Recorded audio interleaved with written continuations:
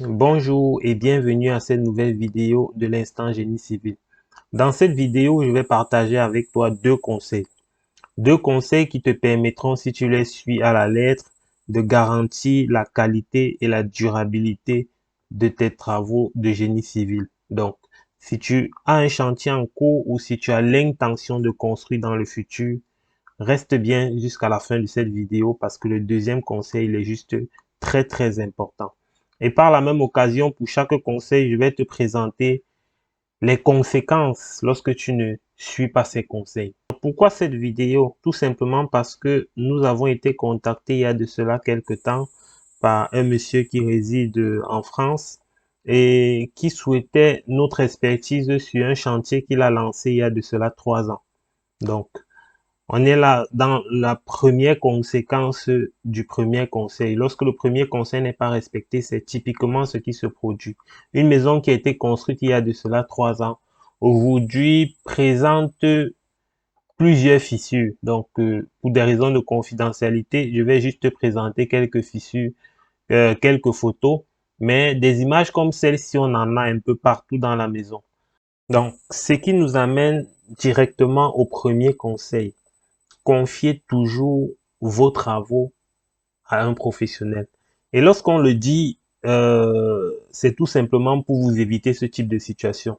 Parce que lorsque vous confiez vos travaux à un professionnel, il faut savoir que dans les hypothèses de calcul d'un bâtiment, on estime la durée de vie à minimum 50 ans. Ça varie en fonction du type d'ouvrage, mais c'est minimum 50 ans pour les bâtiments. Donc, et le processus de détérioration d'un bâtiment, c'est un processus lent. Donc, si au bout de 3 ans, on a des fissures pareilles, imaginons ce qu'on aura au bout de 5 ans, au bout de 10 ans, avant d'espérer arriver au bout de 50 ans. Donc, le premier conseil que nous pouvons vous donner, c'est de confier vos travaux à des professionnels qui vont faire des calculs sur vos bâtiments sur la base des normes en vigueur. Donc, lorsque vous vous retrouvez dans la situation de ce monsieur qui, parce que au départ, vous avez peut-être voulu économiser, mais aujourd'hui, 3 ans après, vous n'êtes pas à l'aise, vous n'êtes pas satisfait du travail. Et ce que vous allez payer maintenant, c'est d'abord payer une expertise, parce que l'expertise n'est pas gratuite. Il faut d'abord faire une descente sur le terrain pour comprendre les raisons de ces fissures. Ensuite, il faut préparer des réparations, il faut proposer des réparations. Pour y remédier, il faut certainement casser. Pour casser, ça se paye. Et avant de refaire, on est toujours perdant quand on veut se passer de ce premier conseil. Maintenant, on va passer au second conseil. Mais avant, je vais vous présenter une vidéo qui va vous permettre de comprendre clairement les conséquences auxquelles on s'expose lorsqu'on n'applique pas ce second conseil pour garantir la qualité de nos ouvrages. Écoutons cette vidéo jusqu'à la fin et ensuite on revient. Donc voilà le premier poteau qu'on vient de sonder sa semelle, histoire de voir si les plans ont été respectés. On constate qu'il n'a même pas de semelle. Donc ce poteau-ci, comme ça que vous voyez, ça se pose sur le chaînage. Voilà ça. Ok, on continue l'expertise. Regardez le travail. Regardez la position des poteaux. Pas de compression centrée. C'est comme ça que les murs se fendent de partout. Et oui, c'est triste, n'est-ce pas? Quand on voit les dizaines de millions qui ont été investis et on a certainement confié les travaux à quelqu'un qui ne voyait pas plus loin que le moment où il décoffre son poteau. Donc, son seul problème, c'est de décoffrer et qu'il soit payé.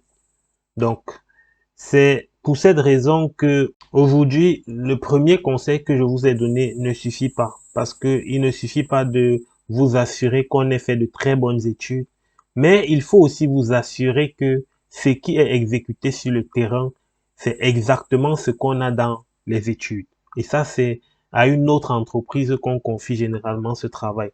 Donc, c'est fort de ce constat que nous offrons aujourd'hui cette prestation d'assistance à maîtrise d'ouvrage pour s'assurer que lorsque vous avez payé pour qu'on fasse de bonnes études, que la qualité des travaux corresponde aux études qui ont été faites. De telle sorte que demain, si vous décidez d'entreprendre des travaux supplémentaires, peut-être vous voulez passer de R plus 2 à R plus 3. qu'on puisse se baser sur les plans du R+2, les plans de ferraillage qui ont déjà été faits, et de faire une étude pour voir si c'est possible de passer en R+3, comment il faut renforcer, etc., etc.